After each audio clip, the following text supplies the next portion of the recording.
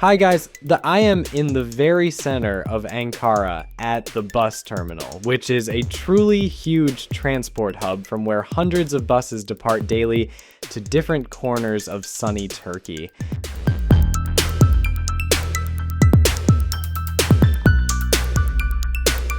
This morning I got up early and arrived at the station to go to the Pearl of Turkey, ancient Constantinople, aka Istanbul. And while I choose a carrier company, of which there are many in Turkey, and buy a bus ticket, let me tell you briefly about Istanbul. Istanbul is the largest city in Turkey, which is majestically spread out on the shores of the Bosphorus Strait. This metropolis is the only one in the country and in the whole world, located simultaneously in Europe and Asia. It is through Istanbul that the geographical border between the two continents passes, and it is here that the waters of the Black and Marmara Seas meet. So the ticket for a comfortable bus cost me 70 Turkish liras.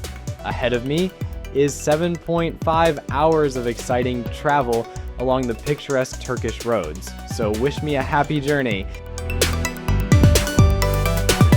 While my bus is winding hundreds of kilometers, I will perhaps continue my story about Istanbul. Luxurious, stunning, charming, possessing a unique charm and appeal, all this is far from a complete list of epithets that Istanbul deserves, which managed to be the capital of the Roman, Byzantine, Latin, and Ottoman empires. Despite the fact that the modern capital of Turkey is the city of Ankara, Istanbul retains a special status as a centuries-old center of world orthodoxy and the place where the residence of the Archbishop of Constantinople, New Rome, and the ecumenical patriarch is located. Today's Istanbul is the leading economic and cultural center of modern Turkey. According to the apt definition of one of the Orientalists, this is a real pearl in the open air. The city can boast a huge number of attractions, and museums have the same number of valuable artifacts, which allows us to say that almost half of the historical and cultural heritage of the entire country is concentrated here. In addition to the monuments of ancient architecture, palaces, and fortresses, the former Byzantine and Ottoman capital impresses with the beauty and luxury of Christian churches and Muslim mosques that have become famous throughout the world.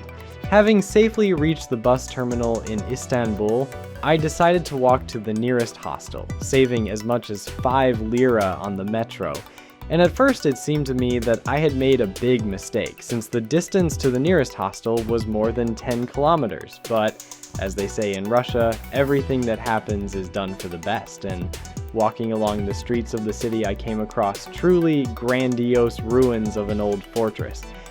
The ruins turned out to be not just ruins, but the fortress walls of ancient and great Constantinople, which was located on the territory of modern Istanbul, and it would have been simply unacceptable to bypass them. So it was not in vain that I walked these extra kilometers with a heavy backpack on my back. It was definitely worth it. The walls and towers of ancient Constantinople are a reminder that this city was not always Turkish. The fortifications are architectural monuments of the Byzantine period, just like the temples, aqueducts, Muslim palaces, mosques, cisterns, and other attractions of the capital, capable of leaving vivid emotions and winning the hearts of travelers. For me personally, ancient fortresses are simply what is called a must-have. Merhaba guys! After resting and gaining strength in the hostel, the next morning I went to the very center of Istanbul, namely to its central square, located in the historical center of the city in the Sultanahmet micro-district, where the main cultural attractions are located. Sultanahmet is the main square of Istanbul, its historical center and a place of attraction for all tourists. All the most interesting things that can be seen in Istanbul are located within one square. The magnificent Blue Mosque, the first in importance mosque in Istanbul, the grandiose Hagia Sophia, the most majestic building of the Justinian era, ancient Greek columns, an Egyptian obelisk, a beautiful fountain. The Blue Mosque is the most significant and iconic building in Istanbul, a recognizable symbol of the city, located on its main square, Sultan Ahmed. The mosque is a masterpiece of Islamic architecture, the distinctive feature of which is the presence of 6 minarets instead of 4. The Blue Mosque, or Sultan Ahmed Mosque, is the most significant religious building in the city. The massive temple, with 5 main, 8 auxiliary domes, and 6 sharp needles of minarets, received its name due to the interior lining with ceramic tiles with bright blue patterns. Built in the early 17th century, the Blue Mosque is still in operation. The silver-gray complex on the shores of the Bosphorus, surrounded by gardens at a time, accommodates up to 10,000 believers. The mosque is considered the last masterpiece of classical Ottoman architecture. The main task that the Sultan set for the architect was to create a harmonious religious building, surpassing all existing ones in size and richness. The architect achieved his goal. The massiveness of the squat domes advancing on each other softens the point of the minarets, directed upwards. The Blue Mosque reaches 73 meters in length and 65 meters in height, and the height of the dome is 43 meters.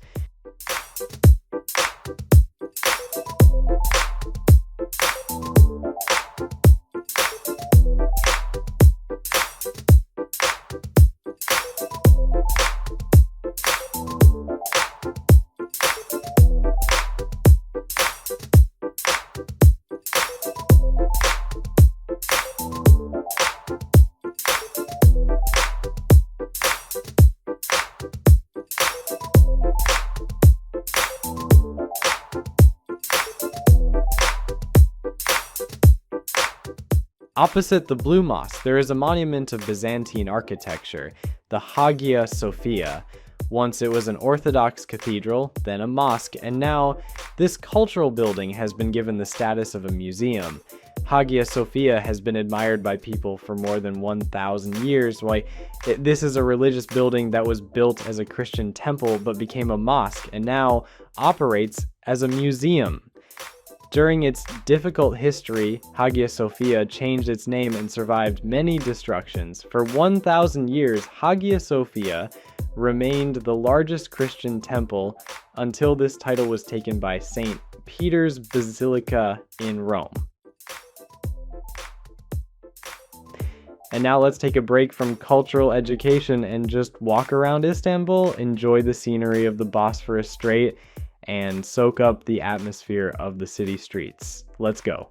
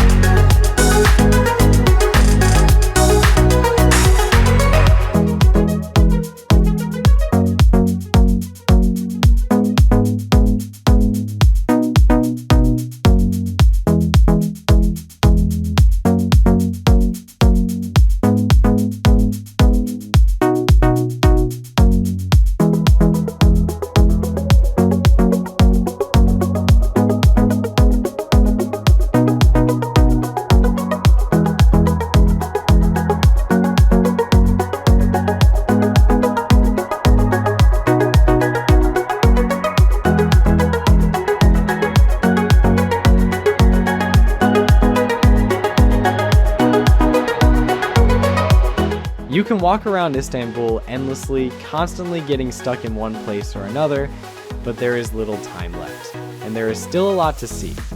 Therefore, it is time to go and see the next attractions on my list.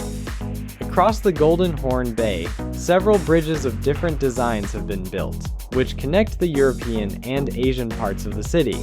Let's go together along the Galata Bridge to the Asian part of Istanbul and visit two more iconic attractions, Taxi Square and the Galata Tower. So, the Galata Bridge is one of the symbols of Istanbul and has a rich history. It was rebuilt and reconstructed many times. Initially, the crossing was built during the reign of Justin the Great next to the Theodosia Walls. The first mention of it in historical documents dates back to the 6th century AD. In the European part of Istanbul, on a high hill, is the Galata Tower, which the Genoese built for surveillance and defensive purposes after they captured this territory from the Byzantines. Galata Tower, a historical landmark on the slope of Galata Hill in the European part of Istanbul. Since the height of the tower is 61 meters and the tower itself is located high above sea level, it is visible from any part of the historical center of the Turkish capital. Galata Tower is one of the most visible and visited monuments of the city and has long been one of the calling cards of Istanbul. An interesting fact is that the tower was the site of the first flight of the Turkish aeronaut Hezarfen. In 1632, he jumped from the top of the Galata Tower, 55 meters, and flew across the Bosphorus on his homemade wings and landed on Dogansalar Square in Üsküdar, the Asian part of the city, without any injuries. Taksim Square is located in the center of Istanbul and is one of the main symbols of the city. The square is a favorite place for local residents to hold festivities as well as rallies and demonstrations.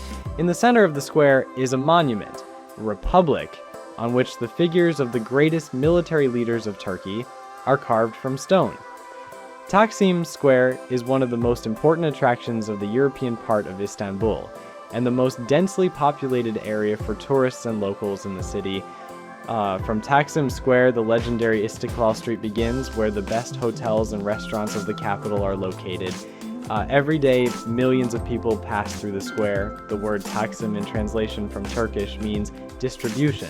Historically, it was here that the main water pipes of the city converged, and from here, the water flowed to remote areas of Istanbul since the time of Sultan Mahmud I.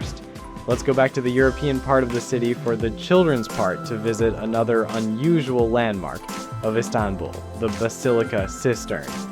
But before that, let's take a rest in the beautiful Gulhane Park. On the way to Sultan Ahmed Square, there is Gulhane Park, a good place for rest and a picnic, both for tourists and locals. Gulhane Park, one of the oldest and most atmospheric places in the city. The park is unique for many reasons. It has a rich history and an unusual landscape. And the park area itself, in the central part of such a densely built-up city as Istanbul, is already a huge rarity. Local residents love the park very much. People come to the park to hide from the summer heat in the shade of old plane trees, to walk along the alleys with children, just to walk after a hard day at work, or to sit in a tea house overlooking the Bosphorus, watching ferries scurry along the strait and seagulls fly. As for tourists, the park can be an ideal place for them as a good pause between visiting a huge number of attractions or just a rest from tiring walks in a multi-million metropolis. Gulhane Park, directly adjacent to the Topkapi Palace. In Ottoman times, the park was part of the palace, the so-called Outer Gardens. However, at the beginning of the last century, the park began to be developed and opened for free access to all comers. In the park gradually appeared paths, fountains, benches, playgrounds for children, cafes, a picnic area, and even a small zoo. Interestingly, it was on the territory of the park that the first monument to Mustafa Kemal Atatürk was erected. Over time, a museum of history, science, and technology was opened in the park, which presents the most famous achievements of Muslim scientists. In the very center of Istanbul, next to Gulhane Park, there is an unusual and very interesting attraction, the Basilica Cistern. This is an ancient structure with carved marble columns and vaulted ceilings, used to store strategic reserves of fresh water in ancient times. If it were not for the huge number of people leaning along the nooks and crannies of the dungeon, you could easily feel like Indiana Jones in search of adventure. The Basilica Cistern is an ancient underground reservoir from the times of the Byzantine Empire. The creation of such a structure was due to frequent enemy sieges of the city, and large reserves of water allowed local residents to survive enemy raids. The Basilica Cistern is a huge underground hall, 140 by 70 meters, and its area is almost 10,000 square meters. The vaulted stone ceiling is supported by 336 marble columns, set in 12 rows of 28 columns in each row. Most of the columns in the cistern are cylindrical in shape and were brought into the vault from other ancient structures. However, a few columns stand out from the rest. Among them are the columns with two heads of the Gorgon Medusa, as well as the weeping column, which always remains wet, even when there is no water in the vault. This column has teardrop-shaped carvings and is believed to be weeping for the thousands of slaves who died during the construction of this gloomy, but at the same time, amazing dungeon. Well guys, it's time for the most long-awaited excursion in Istanbul, a trip along the Bosphorus Strait. Go ahead. The Bosphorus Strait is an amazing geological phenomenon of our planet. This sea artery cuts through the 30-kilometer isthmus between Europe and Asia and connects two seas, the Black Sea and the Sea of Marmara, which is part of the Mediterranean basin. The average width of the Bosphorus is 2 kilometers, and the minimum is only 700 meters, which makes the strait the narrowest on the planet. Pictures taken from orbit showed that the shores of the Bosphorus Strait are identical in outline, like the edges of a fault gingerbread. This means that a great tectonic catastrophe once happened here.